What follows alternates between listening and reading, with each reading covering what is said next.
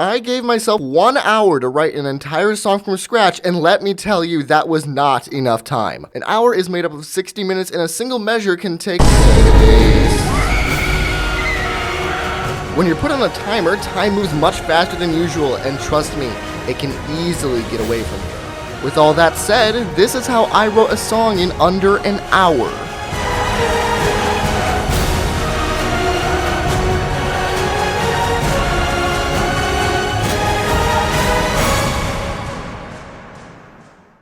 Writing a song well, especially with a timer, takes a lot of planning, not just in the song itself, but the process in which you choose to write it. There are 3 strategies I use to write a song from scratch: lyrics first, melody first, and chords first. Lyrics first is what I most often opt for, and is also by far the least effective. Essentially what you would be doing is writing a poem that you then put to a melody. The problem is that attributing notes and rhythms to words is much more difficult than putting words to a pre-written melody. Even if you plan your rhythms, it will often end up being written oddly. Lucky for me, this isn't even an option, as the piece I'm writing won't even have lyrics.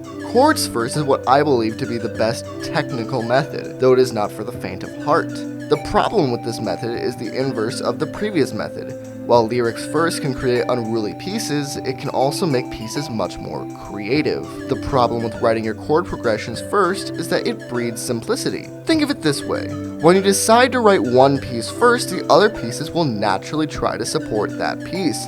Obviously, every piece should act to support each other, but when you're using this pyramid method, the ear naturally wants to build from a starting point.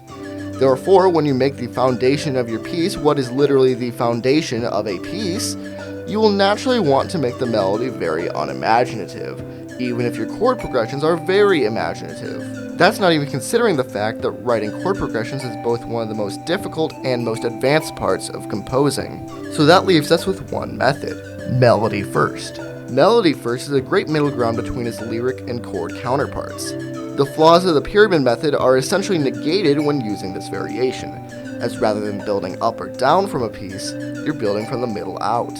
You can start with a strong melody and then attribute lyrics and chords, especially given that both will heavily rely on that melody.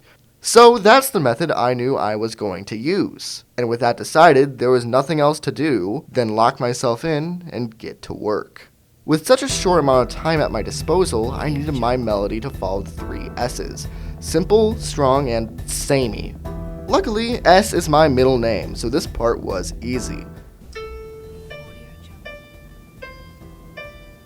This is a motif. Motifs are small phrases within a piece that are incomplete on their own. Sometimes these are little jingles that aren't necessarily part of a song. Sometimes they're a loop used to elicit an emotion. And sometimes they're just a piece of a larger melody. In the case of the latter, this means the welding of separate motifs. So after building our first motif, we have to build our second. And hey, now we have a loop. Here's a musical cheat code: rounds are always cool. Always. Like, if you can write it correctly, they're just awesome. If you're writing a song and you want to have more depth, just throw in a round. And if the response is also a loop, say with this example, let's copy that, maybe just put it over here. The idea of them being on top of each other.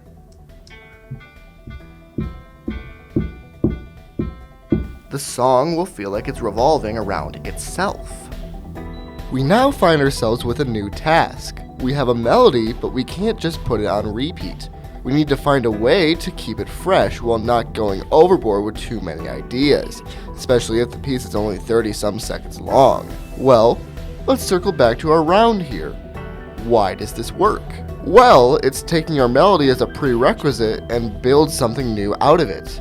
So let's find more ways to do this. Maybe we mess with tempo. Maybe we mess with pitches. Or maybe we do both. Now's the time I should bring up the elephant in the room. I'm using a digital composition software with simulated instruments, and let's just say the description is accurate. Now, the final version of this piece will be through this lovely sound, so in order to make the best piece possible, the song has to be written with Mr. Robot over here in mind. Now, that is not necessarily a negative. For one, as I'm editing this song, I can hear exactly what it sounds like as if it were the final version, which is a boon most composers don't get.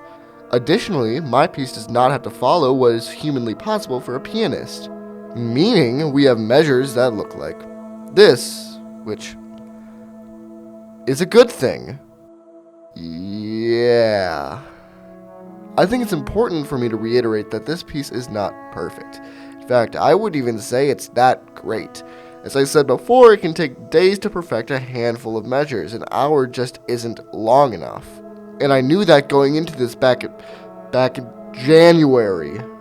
The point of this isn't to say, I'm so good I whipped something up in 60 minutes. The point here is that with my limited experience, I was able to come up with anything in a single hour.